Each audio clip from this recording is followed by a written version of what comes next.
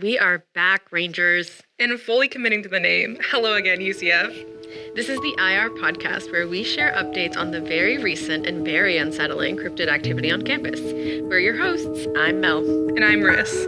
Boy, do we have some content for y'all today.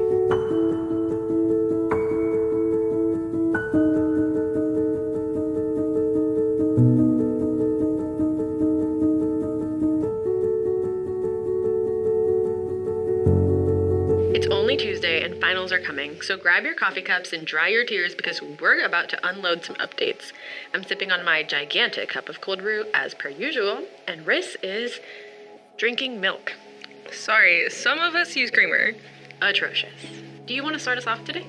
Yes, ma'am, and I'm kind of excited about it. Look at you, cryptid enthusiast. So to catch us up to speed, things have started going missing for students all over campus. And I mean like all sorts of things. Diaries, art supplies, vapes, rip mint ice. You meant everything to my roommate. On top of that, Mel noticed that the RA checks in Libra have become borderline obsessive. And someone, or something, has been leaving these blue boxes all around campus. Wow, that covered it. I try. You're doing amazing. Any updates you wanted to add to the recap? Two things, actually. First is about the RA check-ins. Oh god, what now? So, the original reason I noticed the check-ins in the first place was because it was happening a lot on my floor, only a couple doors down. Right.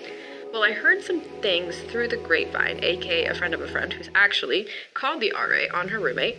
I'm on the edge of my seat. She said her roommate had turned up to their room one night with this dead-eyed look, which, to be fair, is hardly conclusive evidence. Yeah, they could have been on something. And that could be totally reasonable for a college student, right? Right.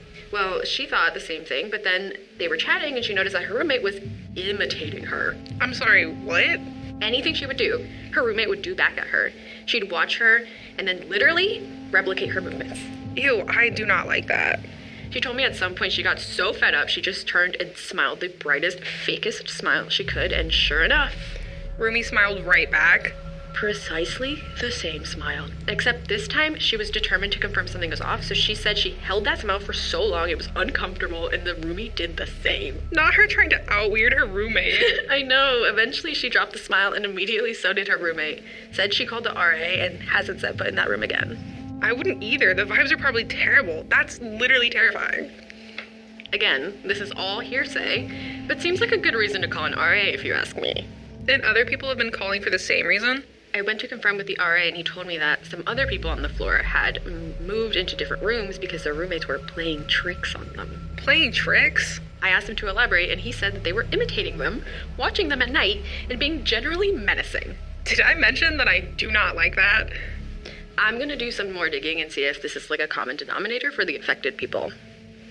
What, they're all in the same creepy-ass book club? That would actually be pretty cool. But anyways, on a lighter note, my second update is about the caches. What the hell is a cache? You know, the blue boxes. I quite literally do not. Cache? Like geocaching or something?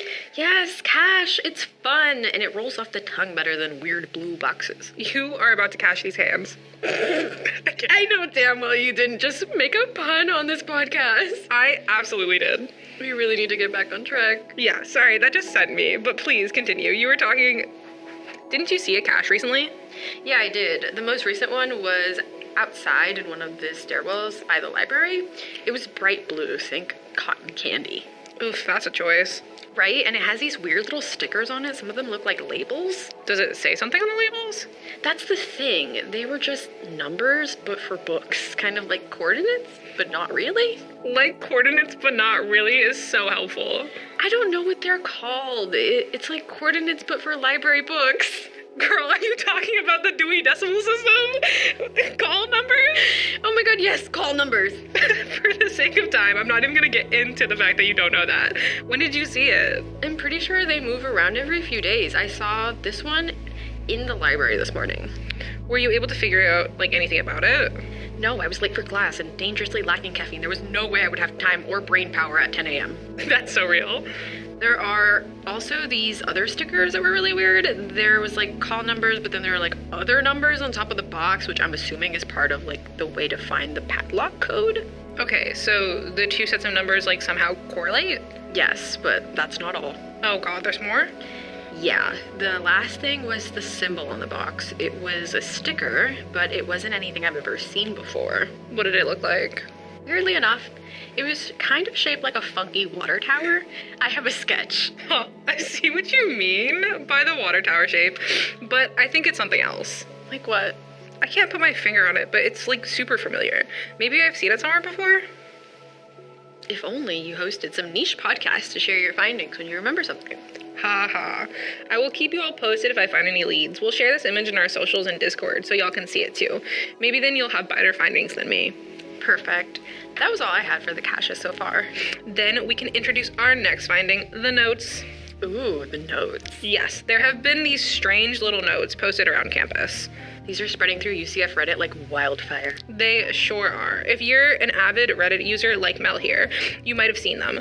There are these strange circular symbols on them that I think might be some kind of code. So cryptid core. Please stop trying to make cryptid core happen. It's not going to happen. Give it its time. Anyways, I got bored in my statistics class and started to try and crack the cipher. I love this so much. What'd you find? Honestly, I think I've got a good chunk of it figured out. Some of the symbols have like a similar shape to English letters. So that's what I'm going off of at the moment. Amazing, Rys. Thanks. One slight issue. What's that? Well, I started this last week in my stats notebook and I can't find it anymore. Oh my god. The cryptid took it. Or I misplaced it like a normal college student that they do with most things. No, I don't believe in coincidences. You mean to tell me that you start cracking the cipher and then suddenly your notebook vanishes? Well, when you say it like that... What if it turns up in a cache with other missing stuff? I hope so. I really don't want to redo these stats notes. And hopefully you won't need to. I think that kind of wraps up our findings then. Sure does. Guys, we're really committed to getting some answers to the questions we left you with today. We figured out that the easiest way to connect with us would be through Discord or our website, which is now live for y'all to use. Join us and work with us to try to get some of these answers. We'll talk about anything you guys find in the next IR podcast.